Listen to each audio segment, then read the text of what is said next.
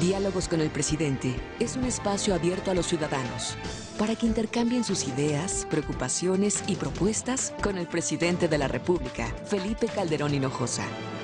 Diálogos con el Presidente, donde escuchar es el principio para dar soluciones.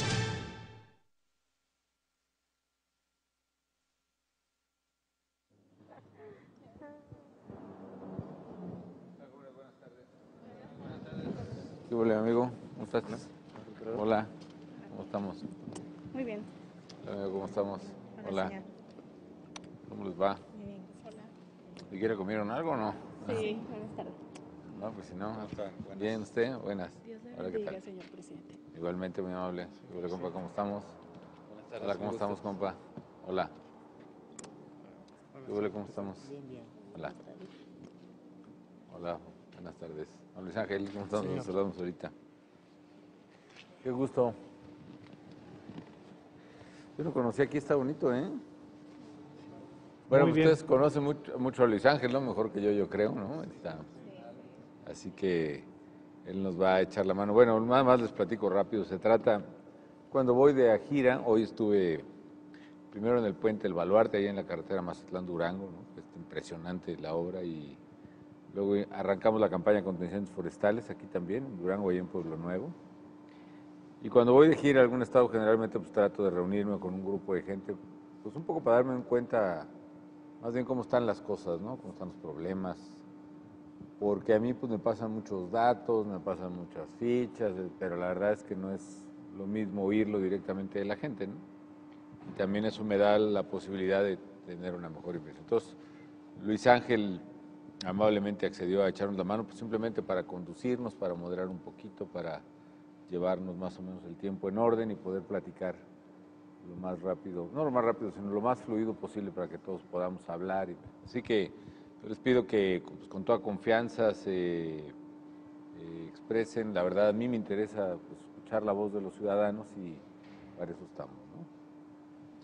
Pues adelante, quien quiera participar tiene el uso de la palabra. Si quieren, y más, si quieren al hablar, pues se presentan, me platican a qué se dedican, etcétera, etcétera. Sí, Silvia. Bueno, pues muy buenas tardes. Mire, yo soy Silvia Guadalupe, trabajo en una escuela de intendente y soy viuda. ¿Tienes hijos, Silvia? Sí, tengo hijos estudiando. Bueno, yo mi inquietud, mi pregunta, y qué bueno que me dan el espacio, es, yo estoy dentro del programa de oportunidades, ¿verdad? Y hace poco nos hicieron como encuestas, incluso nos dieron el plástico para cobrar en cajero, metimos papelería de mis hijos, o sea, todos estudian, y ahora resulta que está suspendida, suspenden el programa, y pues yo no entiendo qué es lo que pasa. Y pues claro que afecta, me afecta porque ahorita pues tengo uno que va a terminar la prepa, otra mi hija en prepa, secundaria, y eso pues sí, yo no entiendo qué es lo que está pasando. O sea, ¿por qué si nos hicieron meter papelería, nos exigen acudir a consultas, a pláticas? Ahora nos dicen que está suspendido bueno, al menos en mi caso y de muchas de las beneficiarias que estamos en el grupo. ¿Y en dónde vives tú? En Villas del Guadiana. Villas del Guadiana. Villas del Guadiana, sí. Pues mira, no lo sé con precisión, Silvia, pero con mucho gusto lo checo. Generalmente lo que ocurre es que se hacen precisamente esas encuestas, esos censos, porque se trata de que Oportunidades llegue a la gente, la más pobre del país, ¿no? Y de Durango. Y generalmente se revisa constantemente porque hay gente que tiene, digamos, un periodo de transición o tiene un trabajo ya más productivo o puede tener un ingreso distinto y entonces, o bien al revés, gente que pierde su trabajo, gente que cae en la pobreza extrema por cualquier razón y esa gente entonces se le incluye en oportunidades. De ninguna manera hay la intención o la decisión de cancelar el programa, al contrario, lo estamos aumentando precisamente para que este año le llegue a más familias más pobres, ¿no? Para darles una idea, Oportunidades, si somos 105 millones de mexicanos, Oportunidades ahorita le llega a 5 millones de familias, que son más o menos 25 millones de gentes, y queremos que le llegue a 1 millón más de familias, ¿no? 6 millones, que serían casi 30 millones de gentes en todo el país. En pocas palabras, casi 1 de cada 3 mexicanos les llegaría oportunidad. También creo que lo que hace falta es que la gente que va por su trabajo saliendo poco a poco adelante, porque el programa lo que busca es eso, también tenga alternativas para hacerlo, ¿no? Y una de las cosas que estamos haciendo es generando programas que les den una transición suave. Por ejemplo, quien ya va saliendo, que pueda poner su propio negocio, por ejemplo, una tienda de abarrotes, una tortillería, una tintorería o un taller, qué sé yo, y para eso queremos poderle canalizar recursos, prestarle dinero, por ejemplo, o darle un apoyo más, prestarle dinero para que pueda un poco salir adelante y que la gente no se estanque, digamos, en el nivel de pobreza en la que mucha gente está y al contrario, se puede incorporar cada día pues más gente. Pues una inquietud también de José Ángel, señor presidente. Sí. Adelante, José Ángel. Mi nombre es José Ángel, soy estudiante y mi pregunta es, ¿qué es lo que pasa con el apoyo federal hacia los exbraceros? Bueno, ahí esta es una demanda muy añeja de braceros que se han ido pues a Estados Unidos y por alguna disposición que quizás sea complejo explicar, pero ellos se les debió haber generado un derecho por lo que les retuvieron, digamos, como de seguro social en Estados Unidos, que finalmente nunca se les pagó. Yo desde que me acuerdo, desde niño casi, la demanda de los braceros era precisamente que se les hiciera ese pago del fondo, o como se hubiera llamado en su tiempo, y nunca se reconoció. Finalmente, aquí en mi gobierno, reconocimos el derecho de los braceros. Te digo porque además en Michoacán hay muchísimos braceros. De hecho, el estado que más migrantes tiene en todo el país es Michoacán. En Michoacán hay 4 millones de habitantes aquí en México, pero 2 millones más allá en Estados Unidos. Y reconocimos eso, hicimos un padrón de braceros, de migrantes, y le pedimos dinero al Congreso para hacer el pago. De hecho, se le está haciendo el pago ya. Lo que pasa es que el Congreso, pues nosotros proponemos, por ejemplo, 2,000 millones para pagarles a los braceros y ahí le van recortando y le van mochando porque pues, cada diputado trae sus preocupaciones e intereses y finalmente nos dejan presupuestos muy chiquitos, pero año con año le estamos pagando a los braceros lo que nunca se les había pagado de ese dinero y lo que hacemos es de todo el padrón que tenemos ya de personas registradas, si tenemos 500 millones, dividimos en todo el padrón y le damos, este año es tanto y el siguiente año es tanto, conforme a lo que nos autorice el presupuesto. Yo ojalá que el Congreso, la Cámara de Diputados, nos autorice lo que necesitamos, lo que solicitamos, para poderle ya terminar el pago de los braceros en México. Pero desgraciadamente aquí en Durango pues hay mucho error de ortografía y por eso no han podido cobrar, ¿verdad? Y muchas veces pues nada más se vienen con el pasaje y desgraciadamente tienen que andar pidiendo pues para irse pues a sus casas. ¿Tú tienes tu papá, tu abuelo estaba en ese? Mi abuelo sí. ¿Tu abuelo fue el del programa Bracero, perteneció al programa Bracero? Así es, pero pues desgraciadamente son muchas personas. Pero fíjate que hicimos el año 2008, hicimos un esfuerzo y censamos a todos los demandantes del apoyo, pero si hubiera algún problema, por un error de mal registro, de ortografía, como dices, pues con mucho gusto lo solucionamos, porque de veras abrimos, incluso en los consulados de Estados Unidos, abrimos el registro. No tengo la cifra exacta de cuántas personas, pero sí son fácil, cientos de miles de personas.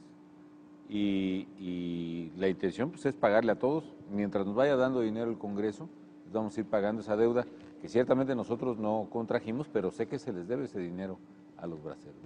Gracias, José Ángel. Diálogos con el presidente. Continuamos.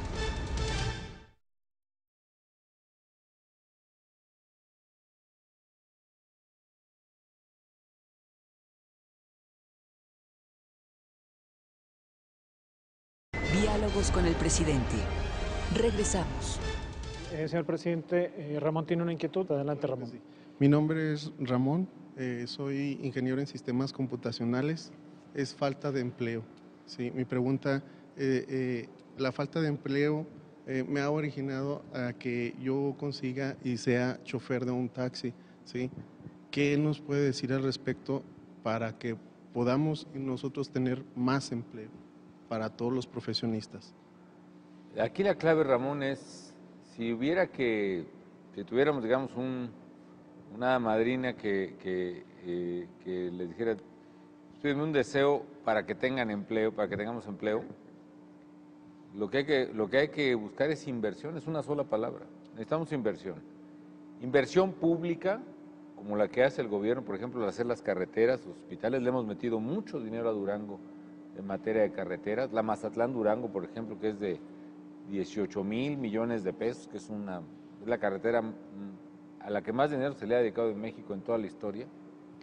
La carretera de Durango-Parral, la carretera de Durango-Fresnillo, la carretera que va a los límites de Zacatecas, o los hospitales, el hospital de especialidades que se está haciendo aquí en la capital, otros 14 centros regionales chicos, grandes, de clínicas del seguro, del ISSSTE, en Gómez Palacio, en Lerdo, aquí mismo en Durango, en fin. Esa es inversión pública, pero también hay inversión privada, o sea, gente que invierte, que viene a poner un taller, que viene a poner un hotel, que viene a poner una fábrica, que viene a poner un comercio, un centro comercial. Esa inversión privada puede ser de mexicanos o también puede ser internacional, global, como se dice, extranjera. ¿Y qué necesitamos para atraer? Y eso es lo que nos va a dar los empleos que necesitamos. ¿Por qué? Porque tú, con tu experiencia y conocimiento en sistemas computacionales, necesitamos que haya una empresa, por ejemplo, de tecnología, o que produzca computadoras o aparatos electrónicos, o incluso un centro comercial que demande quién le lleve el sistema, ¿no?, de registro de las cajas, etcétera, etcétera, para que gente tan capacitada como tú pueda dedicarse, si no tener un trabajo, porque finalmente tienes un trabajo en el taxi, y es además digno, yo creo, tampoco debemos demeritar ese tipo de trabajo. Sí, lo justo es que tú puedas trabajar en lo que más sabes, ¿no?, que es en sistemas computacionales, pero para ello necesitamos atraer inversión a Durango. ¿Y qué se necesita para que haya inversión? Se requiere infraestructura, que la estamos haciendo, por eso le estamos invirtiendo tanto a carreteras. Se requiere también condiciones de competitividad, por ejemplo, en educación, así como tú eres un buen ingeniero en sistemas computacionales, necesitamos que se sepa que en Durango hay una buena escuela de sistemas computacionales o de ingeniería y que los muchachos son muy preparados, porque las empresas sí andan buscando dónde ponerse, donde va a haber una buena plantilla de personal. Por ejemplo, en China, en India, hay un lugar que se llama Bangalore, que son prácticamente varias universidades tecnológicas, y ahí las empresas de computadoras, de teléfonos celulares, de sistemas, van y se establecen, no porque sea barato, caro, no porque esté cerca o lejos, más bien está re lejos, ¿no?, sino porque saben que los muchachos son muy abusados. Entonces necesitamos generar capacidad y buen entrenamiento para los jóvenes. Tercero, condiciones para que la empresa pueda establecerse, que pueda sacar su mercancía, por ejemplo. Nos va a ayudar la carretera, porque con la carretera, tanto para ir al Pacífico, a la costa oeste de Estados Unidos, o por la carretera hasta, desde Torreón hasta Matamoros, Texas, etcétera, esas comunicaciones nos ayudan para que la mercancía pueda salir. Y finalmente, un factor que yo creo que es el que está siendo crítico en Durango, que es el factor de seguridad. ¿Por qué? Porque las empresas lo que buscan es establecerse en lugares seguros, es decir, entonces hay un problema quizá de incertidumbre, de temor, que hace que no venga toda la inversión que debiera venir. Por eso para mí es tan importante el tema de seguridad, porque la gente lo sufre, la gente está atemorizada, y no solo eso, sino las empresas que pudieran venir, pues mejor no vienen, porque también les transmitimos a veces ese temor. Entonces por eso necesitamos limpiar Durango, fortalecer sus instituciones, sus policías, limpiarlas bien, sus ministerios públicos, limpiarlos bien, entrenarlos bien, armarlos también bien, y mientras tanto el gobierno a mi cargo lo que quiere es apoyar y fortalecer esas instituciones para que establezcan condiciones de seguridad y la inversión pueda entonces sí venir con toda confianza y con toda tranquilidad. Angélica, el señor presidente tiene una inquietud, adelante. Bueno, buenas tardes. Yo soy Angélica, soy empleada y mi pregunta es, ¿qué está haciendo por la seguridad de Durango? Bueno, precisamente un poco lo que comentaba hace un momento, ¿no? Básicamente, por tradición y también por organización, incluso por disposición legal, la seguridad compete a todos, pero fundamentalmente a la autoridad más cercana al ciudadano, al ayuntamiento en un caso, al Estado del otro, y ya más lejos, digamos, a lo federal. Muchos delitos como es, por ejemplo, el robo, que es el delito más común que hay aquí en el Estado, el robo con violencia, sin violencia, el robo en la calle, el robo en las tiendas, el robo en las casas. El homicidio mismo, que es un delito que asusta y preocupa mucho a la gente, la extorsión, el secuestro, son delitos que se llaman del orden local, competen localmente. Y aunque no pues sean delitos directamente que competan o que le toquen al gobierno federal que yo encabezo, nosotros ayudamos concretamente a Durango y otros estados a resolver sus problemas de seguridad. Hoy concretamente el gobierno del estado pues, nos ha pedido desde el año pasado refuerzos y nosotros hemos enviado refuerzos tanto de Policía Federal como del Ejército para ayudarle a respaldar determinadas zonas muy vulneradas por la criminalidad. Ahora, ¿qué es lo que ha pasado, Angélica? Yo creo que antes los criminales más peligrosos, los narcotraficantes concretamente, pues se limitaban a conseguir droga y pasarla a Estados Unidos, sea marihuana o amapola en las zonas serranas, o traer cocaína desde Colombia, y su negocio era nomás pasar a Estados Unidos y ya. Y parecía que no se metían con nadie, y como que más bien andaban agachados que nadie los viera, ¿no? Pero ¿qué fue lo que pasó, yo creo que desde hace unos 10 años para acá, 15 años para acá? Que en lugar de pasar la droga nada más a Estados Unidos, ahora les interesa colocar la droga y empujarla, pusharla, como dicen, a los muchachos, y por eso la andan colocando en las escuelas y en las esquinas y en los antros, como ahora se les dice a los bares, a las discotecas, en fin, para crear su propio mercado. Y eso hizo que estos cuates, en lugar de dedicarse solo a cubrir su ruta, ahora quieren dominar no solo una línea, sino todo el territorio, ¿no? O sea, quieren dominar plazas, como le llaman ellos, como son ciudades o pueblos completos. Y entonces su manera de ser, que antes era que no se metían con nadie, que calladitos se veían más bonitos, ahora abiertamente desafían a los gobiernos, andan con sus camionetas, con sus ametralladoras y se apoderan de los lugares y se hacen prácticamente las autoridades. Entonces, ya que están apoderados de un lugar, le dicen a otros criminales, como yo soy dueño de esta plaza, tú me empiezas a pagar. Al que roba coches, tú me pagas, derecho para piso le llaman, ¿no? Al que vende alcohol adulterado, me pagas. Al que tiene un table ilegal, me pagas. Al que vende gasolina robada, me pagas. Pero ¿qué pasó? Cuando se sintieron en tal impunidad, porque nadie se quería meter con ellos, porque pues entonces se sintieron ya los dueños. Entonces, si le cobraban al de la gasolinera que vendía gasolina robada, pues ¿por qué no le cobran a la del frente? Si le cobraron al de un table, ¿por qué no le cobran al del restaurante bar su piso? Y así empezaron a extorsionar, a robar, a secuestrar. Y con un gran temor de todo el mundo que nadie les decía nada. Yo cuando entré presidente me fui duro contra ellos, porque tenemos que irnos duro contra ellos. Porque no es posible que por temor, por miedo, por lo que sea, nos quedemos cada quien petrificados ahí atrás de una puerta rogando que no nos pase lo que probablemente nos pase. Por eso yo me metí muy fuerte y yo lo que he hecho en materia de seguridad, no por Durango, sino por todo México, es golpear a los criminales como nunca se les había golpeado. ¿Por qué razón? Porque yo no estoy dispuesto a aceptar que nos quedemos cruzados de brazos viendo cómo están extorsionando a la gente, secuestrando a la gente, cobrándole a la gente. Ahora, ¿yo qué necesito? Necesito que todos jalemos en esto, ¿no? Porque yo, gobierno federal, pues finalmente, ahorita, por ejemplo, en estos 3 años me he dedicado a armar una buena policía federal. Pero ahorita tenemos unos 30, 35 mil policías. Si suman ustedes todos los policías estatales o municipales del país, son 450,000, o sea, son 15 veces más grandes que la Policía Federal. El día que todos nos pongamos de acuerdo para jalar juntos, para pegarle a los criminales, vamos a restablecer la seguridad. ¿Qué otra cosa estoy haciendo? Estoy forzando a limpiar un cáncer que tenemos, que muchas veces, lo digo con tristeza, pero los criminales están dentro de las propias policías.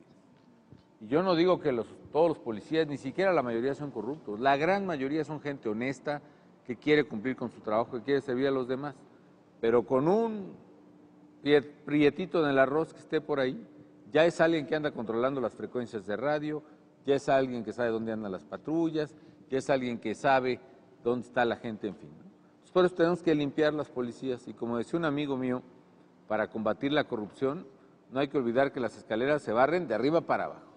Entonces, ¿yo qué estoy haciendo en el plano federal? Desde el primer comandante o hasta el secretario, hasta el último, pues yo a los oficiales, a los jefes, les paso báscula. ¿Qué quiere decir? Les hacemos pruebas de control de confianza.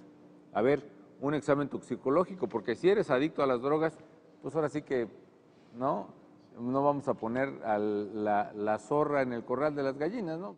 O examen que se llama el polígrafo, el detector de mentiras, ¿no? Les ponemos aparatos en el cuerpo, en el corazón, en el pulso, en los ojos, y le preguntas, oye, ¿usted está vinculado con el crimen, ha robado? Y este aparato te detecta cuando la gente reacciona y está como diciendo mentiras, ¿no? Entonces, eso hacemos, y aunque cuesta mucho tiempo y mucho dinero, vamos limpiando poco a poco de arriba para abajo las policías. Yo creo que eso debemos hacer en todos los estados, aquí mismo en Durango.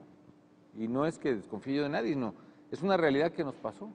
Entonces, por un lado, yo estoy apoyando con ejército, con policía federal, con todo, a los estados y a los municipios, porque sé que son frágiles, que son débiles, pero por otro lado también estoy tratando de fortalecer o de reformar las policías y pues todo el entramado institucional en nuestro país, ¿no? Entonces, en eso estamos trabajando. Yo invitaría a quien tenga un problema de seguridad que denuncie en la policía, o bien, si tiene temor, que hable aquí a la zona militar de Durango, a la 10ª zona militar, al cuartel, digamos.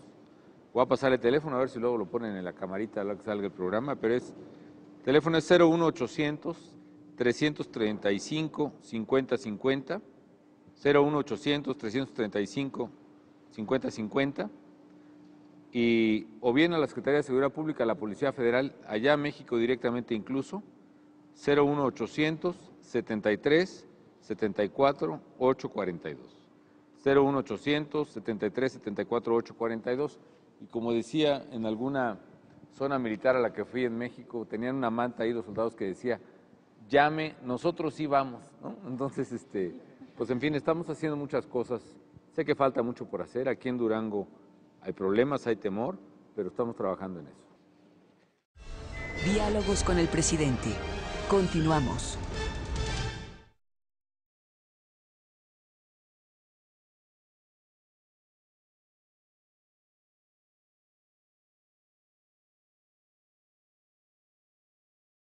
Diálogos con el presidente.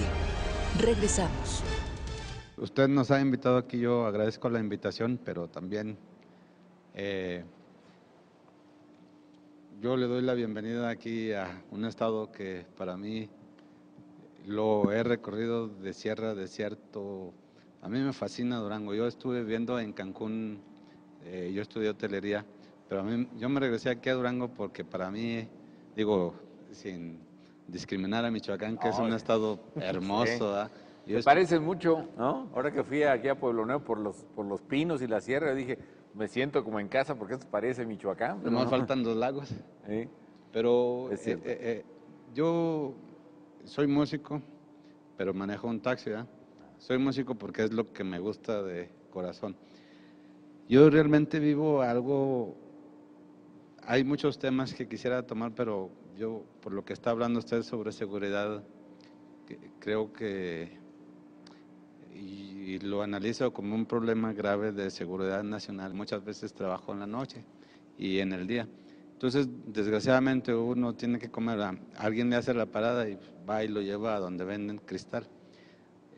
Toda la ciudad está, o sea, yo digo que esa droga, sin discriminar las demás drogas, pero yo digo que ese es un problema grave para el Estado, municipio, Estado y país. Eso es un problema que a mí sinceramente me duele.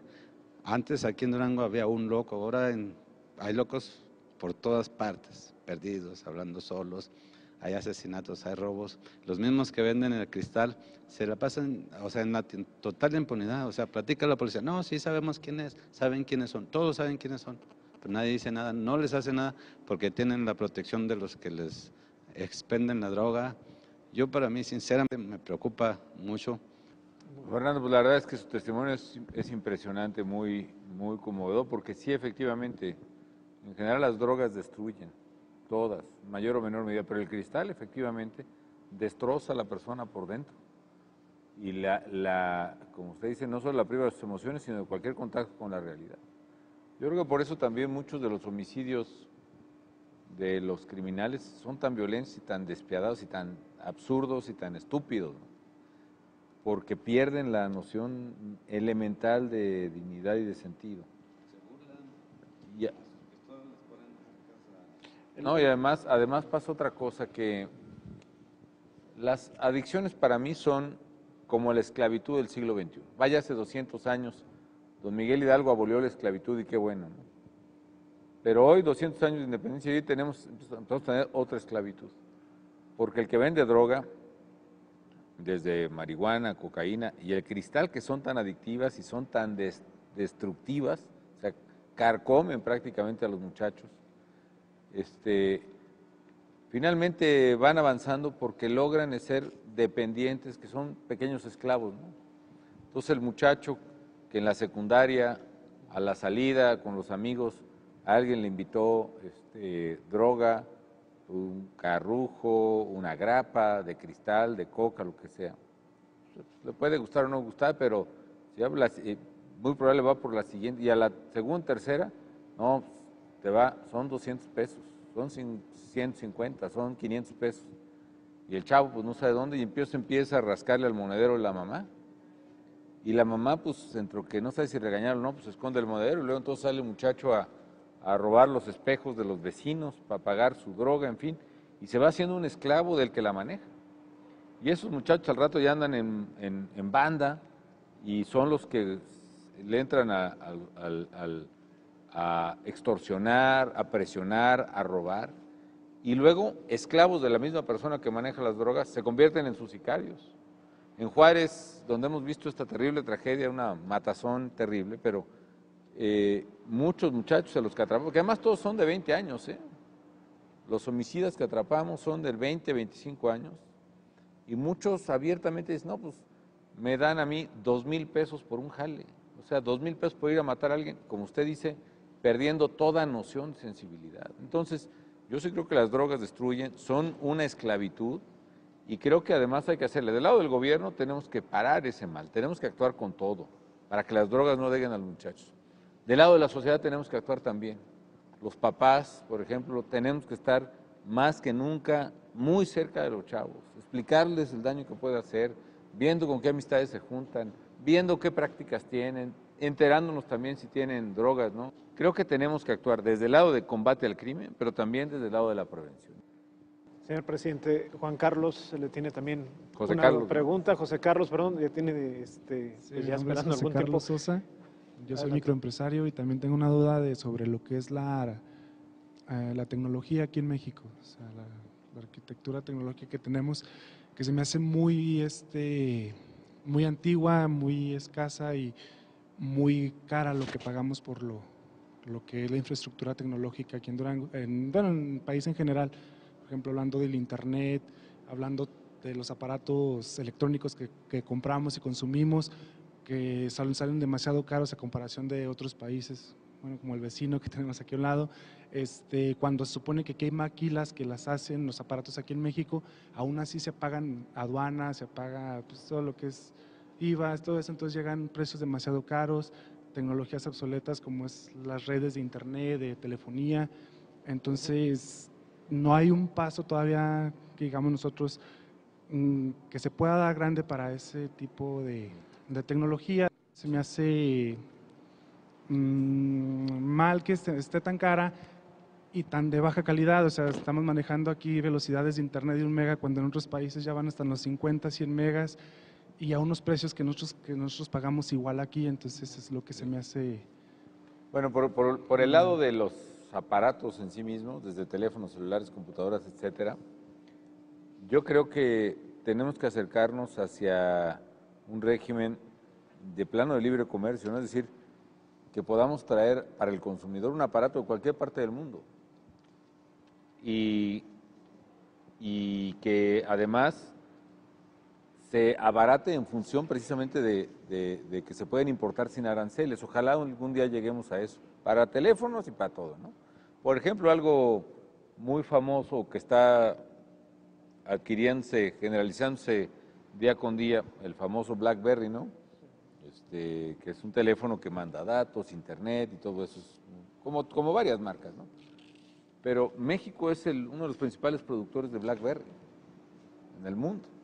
Más que porque se maquila, tiene que salir el producto de México porque si no paga impuestos, ya luego se importa y paga impuestos. Ojalá un día podamos eliminar los impuestos de importación para que el consumidor pueda tener los mejores productos del mundo que quiera y a precio más bajo. Eso por un lado. Pero por otro lado de las redes tienes toda la razón. En México tenemos un enorme rezago tecnológico en telecomunicaciones. Por muchas razones. Básicamente porque los proveedores de Internet hasta ahorita son muy poquitos y por lo mismo pues pueden cobrar muy caro, ¿no? ¿Y qué es lo que tenemos que hacer para decir con toda claridad? Tenemos que abrir el mercado de Internet a la competencia. Que no sea uno o dos el que pueden dar el Internet de 1 mega a precios muy caros, de 300, 400 pesos o 200, que sigue siendo caro, sino que cualquiera pueda verdaderamente instalar una empresa de Internet y empezar a dar el servicio. Pero para que este señor o señora o empresa pueda dar el servicio de Internet, tiene que poderse interconectar a la red, ¿no? A la red que ya tenemos, ¿no?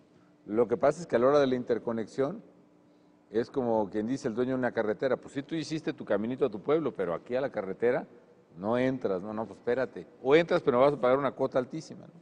Entonces tenemos que bajar los costos de interconexión y tenemos que hacer más grandes carreteras. ¿Qué estamos haciendo en el gobierno federal? Estamos abriendo el terreno de las telecomunicaciones como no se había hecho antes, ¿no? Quiere decir que estamos como en el narco.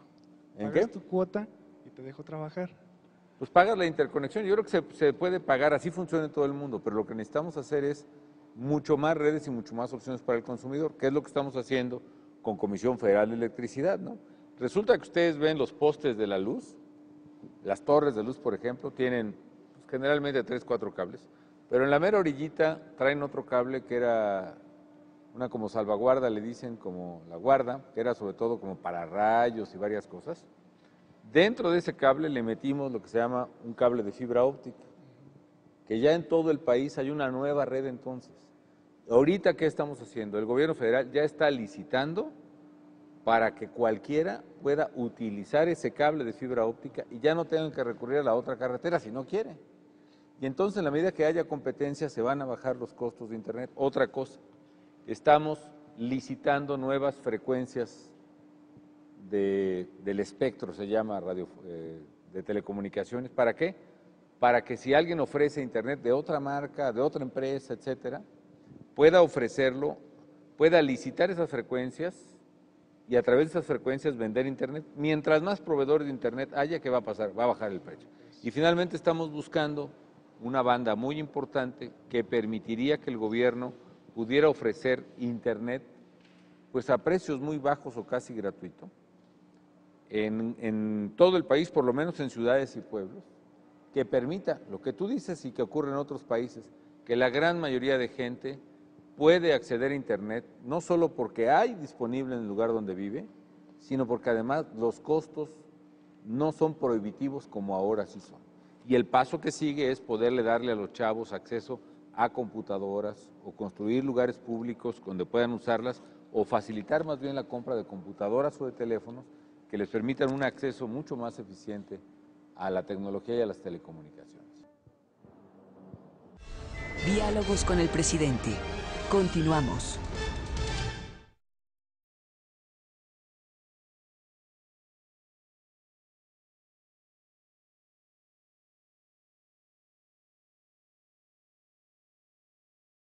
Diálogos con el presidente. Regresamos. Muy bien, señor presidente. Benito también le tiene una pregunta. Adelante. Buenas tardes, soy Benita Guevara Silva, soy licenciada en Administración de Empresas, laboro en una empresa franquiciadora. ¿Una empresa qué, Benito, perdón? Franquiciadora. Franquiciadora. Sí, se dedica a venta de raspados, cafés y tipo cafetería. Mi inquietud sería algo muy general, se puede decir. ¿Cuál sería la estrategia que ha seguido el gobierno para combatir las cosas? Bueno, considero que la estrategia ha sido agresiva, pero ¿cómo usted la visualiza de decir, mi estrategia es esta.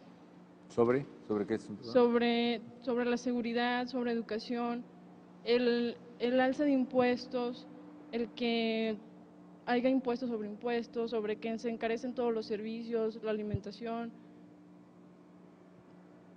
Bueno, básicamente la estrategia que está concebida en el Plan Nacional de Desarrollo es lo que es el desarrollo humano sustentable, que es básicamente el poder generar condiciones de vida digna que amplíen las libertades, que amplíen las capacidades de la gente de ahora, sin comprometer las generaciones futuras, porque generalmente el desarrollo era concebido como acábate los bosques ahorita y ahora sí que no le dejes nada a los que vienen atrás. Esa es la estrategia general del gobierno y es el programa que sigo. Tiene 5 ejes. Uno es seguridad y Estado de Derecho. 2, economía competitiva y generadora de empleo. 3, igualdad de oportunidades, que tiene que ver con educación, tiene que ver con salud.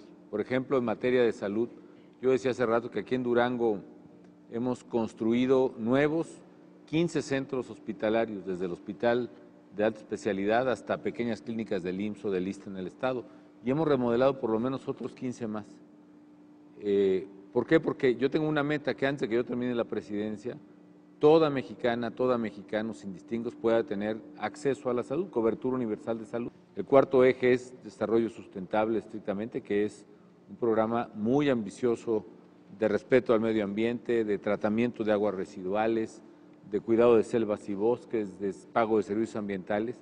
Y el 5 es pasar del sufragio efectivo a la democracia efectiva, que por eso presenté una reforma política. Ahora, mencionas un tema muy específico y muy complejo, muy delicado para cualquier gobierno, que es el tema de impuestos.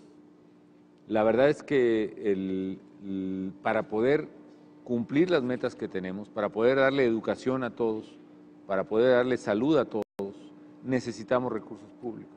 ¿A qué quiero decir? Que todo gobierno necesita recursos para poder sostener estos programas, sostener la policía, ejército, etc.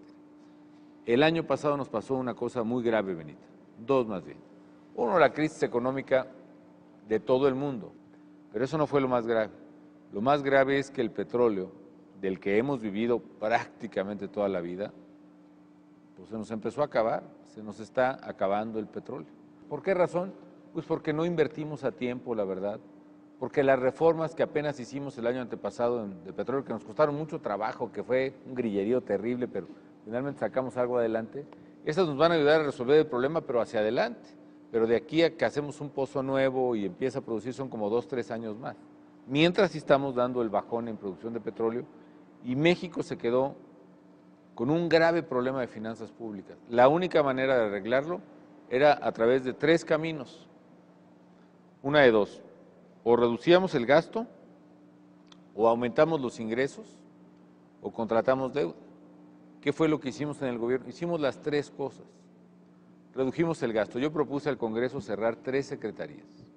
Cerré una empresa, como es Luz y Fuerza, del centro, que no estaba dando finalmente el servicio que da. Es decir, una empresa que nos costaba 43,000 millones de pesos al año, ya para este año iban a ser 50,000, que es más de lo que estábamos gastando en programas de combate a la pobreza, que es 10 veces lo que gastamos en programas de apoyo a las pequeñas y medianas empresas.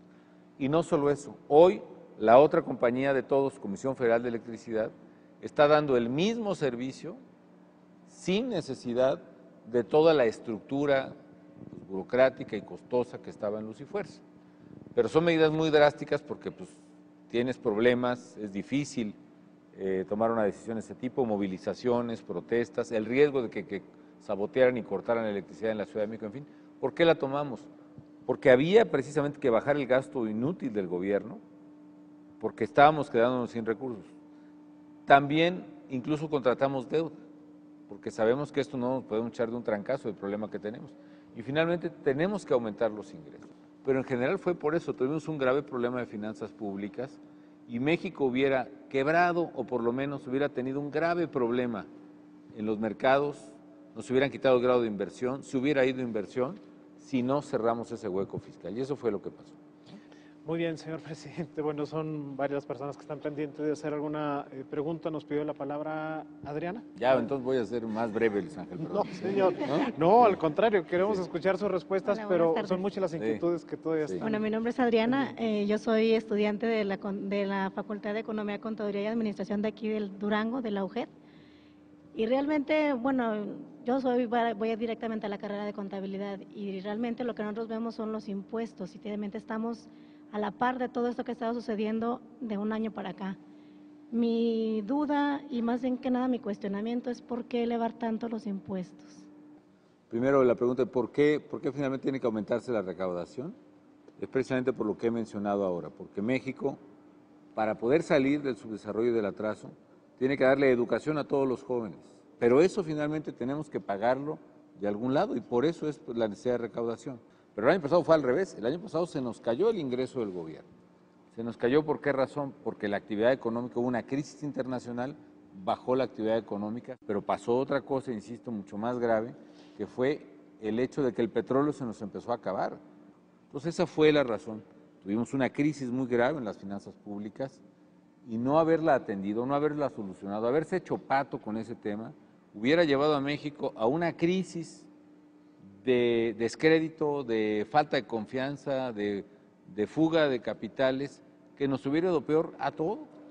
Aquí lo grave es que en México, por no hacer una reforma Pemex a fondo como hace falta, tenemos que, asómbrense, importar la gasolina de Estados Unidos, tenemos que comprar la gasolina de Estados Unidos. Entonces vamos a Texas, compramos la gasolina allá a 12 pesos el litro, para venderla aquí a 8 pesos. ¿Y esos 4 pesos de dónde los vamos a sacar? Pues es finalmente gasto público. Por eso digo, pero lo curioso es que hay gente que no tiene coche y de todos modos tiene que pagar a través de los impuestos, ¿no? Yo lo que digo, pues el que tenga coche, pues que pague lo que le cueste su gasolina para que no se las tengamos que cargar a los demás. Porque yo prefiero usar esos 3 o 4 pesos por litro para dárselo a la gente más pobre, por ejemplo, a través de oportunidades, para financiar a las pequeñas y medianas empresas con crédito y financiamiento, para crear universidades, para poner más policía en Durango, que financiarle pues al que trae una Suburban o un carro o que la verdad pues, yo creo que cada quien tiene que pagar el consumo de lo que cuesta, ¿no? Ahora, los propios mexicanos que viven en la frontera pagan desde hace mucho la gasolina al precio que está en Estados Unidos, a los 10, 11 pesos de allá. Entonces eso hace que pues hay una situación muy inequitativa aquí. Yo creo que es mejor que si vamos a estar importando gasolina, mejor paguemos más o menos, si no lo que cuesta, pues algo más cercano a lo que cuesta, y que en lugar de estar subsidiando el litro de gasolina que beneficia a ricos y a pobres, no por igual, porque el rico gasta mucho más, mientras más litros consume, más dinero le estamos subsidiando del gobierno que el pobre. Yo prefiero que cada quien pague la gasolina que consuma y ese dinero prefiero dárselo nada más a los pobres, ¿no? Esa es un poco la idea de esto. Muy bien, señor presidente. Darwin. Buenas tardes, señor presidente. Mi nombre es Darwin, soy estudiante del Instituto Tecnológico de Durango y como estudiante quería plantearle un problema que se ve mucho, de que ahorita mucha juventud está teniendo que dejar de estudiar por falta de apoyos. Ahorita es lo que se ve, que muchos estudiantes tienen que dejar de estudiar, a lo mejor muchos buscan la manera de trabajar, pero las mismas carreras son horarios salteados de todo el día. ¿En qué semestre vas a estudiar? En 6º semestre de arquitectura. Okay. Entonces mi horario, por ejemplo, es en la mañana y en la tarde. No tengo mucha oportunidad de trabajar, yo trabajo por mi cuenta en lo que va saliendo. He tenido un proyecto de querer abrir un negocio, lamentablemente no tengo aval, no tengo garantías, no puedo conseguir un préstamo. Entonces, más bien ese es mi problema de cómo quieren apoyar a la juventud para que siga estudiando. Bueno, uno es el tema que tú ya mencionas, ¿no? Nosotros en el gobierno federal ahorita, a educación superior nada más, o sea, donde estás tú ya, hay pocos mexicanos que tienen ese privilegio que es fruto del esfuerzo del estudiante. Estamos dando más o menos 300,000 becas al año en todo el país. Aquí en Durango, a educación superior hay más o menos 6,000 becas. En prepas o bachilleratos hay 23,000 becas tan solo en Durango. y ya de educación básica, pues con las de oportunidad, no sé, estamos hablando de no sé, 300,000, una cosa. La otra parte que dices, que eso me parece un punto de vista muy constructivo, muy interesante, que es el poder empezar un negocio, no sé, una miscelánea, una franquicia como la que maneja Benita, que sea pues de donas, de helados, de café, de discos, en fin. El poder abrir un negocio que consista pues en una tortillería o en fin, qué sé yo, lo que cada quien, o una tienda de servicios de aparatos electrónicos. El gobierno está apoyándolo muy fuerte o empujándolo muy fuerte a apoyar a las pequeñas y medianas empresas. El año pasado, que fue un año de crisis, que en el mundo prácticamente no hubo crédito, nosotros le dimos crédito a 80,000 pequeñas y medianas empresas en el país, algo que nunca se había visto en México. ¿Y qué es lo que hacemos? En lugar de repartir el presupuesto como antes se hacía, empresa por empresa, pues no nos alcanza. Todo lo que hicimos es hablar con los bancos y decirle, mira, yo te voy a dar esto dinero en garantía, siempre y cuando le prestes a Darwin, a otra persona, para una empresa que no tenga más de 5 empleados, microempresa. El banco, en lugar de que tú o el que sea tenga que estar atravesando la casa o el coche, y como no hay casa ni coche, mucha gente no tiene crédito, como tú dices, el banco tiene mi garantía, la garantía del Fondo PYME para poderte prestar. Aquí en Durango también hay o debe haber unos centros que se llaman México Emprende, que es donde deben asesorar, esa es su tarea, a cualquier persona que quiera abrir una pequeña empresa o que tiene una pequeña empresa, para decirle cómo abrirla, para decirle cómo sacar el crédito del banco, para decirle cómo llevar la contabilidad, para decirle cómo se puede hacer un poquito de publicidad, etcétera, etcétera, ¿no? Voy a aprovechar porque aquí pedí los datos. Los México Emprende en Durango, estos centros de asesoría para jóvenes emprendedores o pequeñas y medianas empresas, pero una más fácil es www.mexicoemprende.com. Ahí te dan los domicilios de todos estos México Emprende y te dan la asesoría para poder arrancar o seguir un pequeño negocio. Diálogos con el presidente. Continuamos.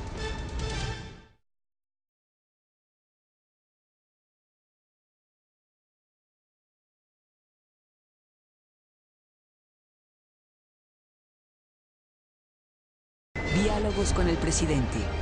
Regresamos. Señor presidente, finalmente, Juanita Imelda, adelante, por favor.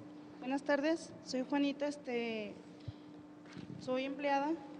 Bueno, mi duda es la siguiente. Digo, hay muchos secuestradores, violadores, asesinos, ¿verdad? Al igual, me imagino que nosotros los mantenemos de nuestra bolsa, ¿no? De que ellos comen y almuerzan, comen, cenan allá adentro. ¿Por qué no acceder a la pena de muerte para ellos? Bueno, yo le entiendo la indignación de la gente y caray, también estoy indignado y la comparto, ¿no? Sin embargo, en el caso de México, México ha suscrito hace mucho tiempo un tratado que impide que el país establezca la pena de muerte en sus códigos penales, ¿no? Y por un lado, y por otra, yo participo pues de una idea, de una ideología, de una doctrina en donde creemos pues que la vida humana pues debe finalmente respetarse, aunque estos tipos no respetan absolutamente nada, ¿no? A mí me parece que si los agarráramos y les aplicáramos las penas que ya existen, podríamos terminar con este cáncer que está carcomiendo a la sociedad y también a Durango, ¿no? Yo propuse al Congreso de la Unión hace 2 años, hice una iniciativa para que se le estableciera al secuestrador, si no pena de muerte, sí cadena perpetua, que termine su vida en la cárcel. Y la verdad es que es una iniciativa que no se ha dictaminado siquiera, o sea, está ahí esperando en el Congreso. Como decía Adriana, pues la verdad es que yo creo que hay gente que justifica el ingreso que gana en el Congreso y hay otras que no, la verdad. Pero pues por lo pronto creo que es una solución o parte de una solución, porque más que la pena, lo que tenemos que hacer es terminar con la impunidad. O sea, terminar con el hecho de que no se atrapa a los secuestradores. Aquí en Durango, sobre todo el año pasado, se puso muy fuerte este tema. Yo insisto, voy a pedir que pongan en la pantalla los teléfonos tanto del Ejército aquí en la zona militar, como de la Policía Federal allá en México, que tienen un área muy especializada, muy capacitada en materia de atención a personas secuestradas, a familias de personas secuestradas. Atención a extorsiones. Son gente muy capaz, muy bien entrenada, que han resuelto innumerable número de casos en el país y que con todo gusto, ojalá Durango los aproveche. Pero, bueno, la pena de muerte es un tema delicado y te he dado mi punto de vista, pero creo que hay alternativas. Del lado de la pena, creo que la cadena perpetua es una solución, pero lo más importante es atrapar a los secuestradores. Lo más importante es atrapar a los extorsionadores. Y con eso, si acabamos con la impunidad, creo que solucionamos una buena parte del problema. Señor presidente, pues lamentablemente el tiempo se nos ha agotado. Hemos escuchado pues todas las inquietudes de la ciudadanía de Durango en torno pues a temas tan diversos y tan complejos sin duda, señor presidente. Yo le quería decir, ¿por qué no meter más ahí en el Seguro Popular más medicamento? O sea, para las personas diabéticas, para las personas de la presión, así de varios lugares para gente discapacitada, para los de cancerología, porque yo tuve un caso de un primo de que pues creo que tiene cáncer y pues nadie lo ayudaba. Cuenta con el Seguro Popular, pero el Seguro Popular no le proporciona las quimioterapias, o sea, ayudamiento para esas personas que en verdad lo necesitan. También como mi mamá que necesita una operación y no tiene cuenta también con el Seguro Popular, pero esa operación no puede entrar. ¿Cuál es? O sea, ¿por qué no meter más operaciones? ¿Pero qué operación es la que tiene que ser a tu mamá? De la columna. Yo creo que esa de todos modos la podemos canalizar a través de otros programas de salud. Ciertamente el Seguro Popular es como un paquete de servicios de salud generales, los que tiene toda la gente. En el caso, hay enfermedades, digamos, más complicadas que requieren más especialistas que día con día vamos tratando de que se incorporen. En el caso, por ejemplo, de cáncer, algo que hicimos también en este gobierno fue que, por lo pronto, aunque es muy difícil, muy caro todo, por lo pronto todos los niños y los muchachos hasta los 18 años ya tienen una cobertura total en materia de cancerología por parte del Seguro Popular. Ojalá un día nos alcance ese dinero para cubrir a cualquier edad. Y yo voy a pelear por eso. Y creo que tenemos que llegar a ese punto. Insisto, el problema es pues que un tratamiento va costando y eso va encareciendo el Seguro Popular para el gobierno y para todos, ¿no? Creo que hay que hacerlo de todos modos. Bueno, ahora sí. Yo quiero agradecerle su amable presencia. Me llevo una grata impresión de esta plática. En realidad yo soy una persona revolucionaria. Personalmente yo no voté por usted.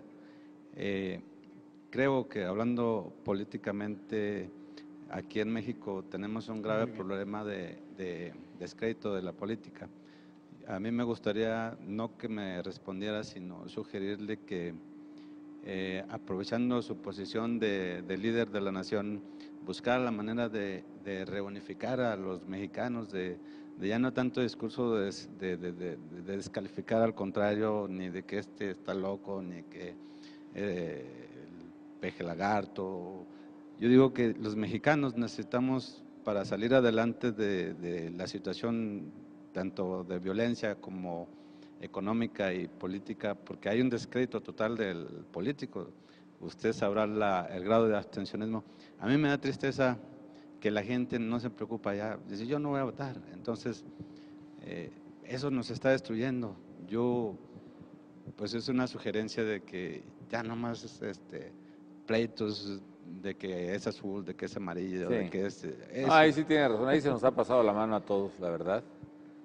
Y ya recientes, por ejemplo, en la Cámara de Diputados hubo uno de esos pleitos de plano denigrantes para todos, ¿no?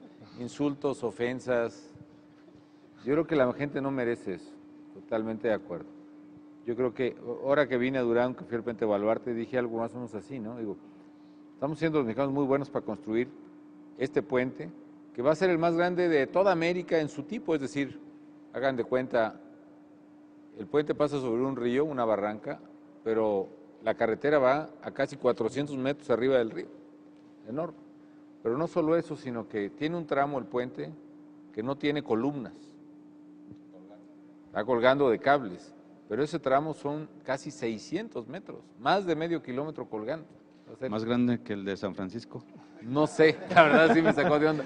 Pero bueno, me dice el arquitecto, los ingenieros que lo están haciendo, que ese claro, digamos, ese tramo, sí es el más grande de todo, no solo Latinoamérica, sino también Estados Unidos y Canadá, la parte que cuelga, digamos. Ahora, pero yo decía, estamos siendo buenos para construir puentes en lugares inimaginables.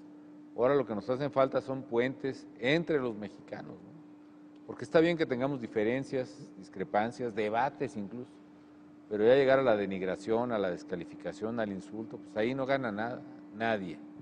Y eso está envileciendo la política y el ciudadano no lo merece. Entonces yo coincido con usted y le agradezco su consejo, don Fernando. Sí necesitamos dignificar la vida pública y la política y dejarnos de pelear. Eso no quiere decir que todos pensemos igual, eso no quiere decir que ya nadie critique al gobierno, eso no quiere decir que el gobierno deje de opinar una u otra cosa, pero sí que por lo menos nos respetemos como mexicanos. Lamentablemente me indican, nos acabó el tiempo y le agradecemos, señor presidente, la atención a todos los participantes en este foro. Pues muchas gracias, Luis Ángel, te agradezco mucho y a todos les agradezco el haberme dado la oportunidad de escuchar de viva voz sus problemas, sus inquietudes, sus críticas también, que me sirven a mí también para pues, tratar de esmerarme y ser también mejor gobernante. Los felicito además porque Durango es una ciudad muy hermosa, con gente buena, esa es la percepción que me llevo. Y bueno, pues me comprometo no solo a ver esos temas, los de las becas, los de la seguridad, lo de los impuestos, lo de los narcomenudistas, que ahora es una tarea que tenemos que desarrollar entre Federación y Estado, los dos al mismo tiempo, en fin, y desde luego que pues con el compromiso de trabajar día con Durango y por México, desde luego. Muchísimas gracias, señor presidente. Muchas gracias a ustedes y a ti, Luis Ángel. Gracias, señor. Dale, y que iba a Durango, ¿no? Ahí. Gracias. Muy bien. Listo. Gracias, compa.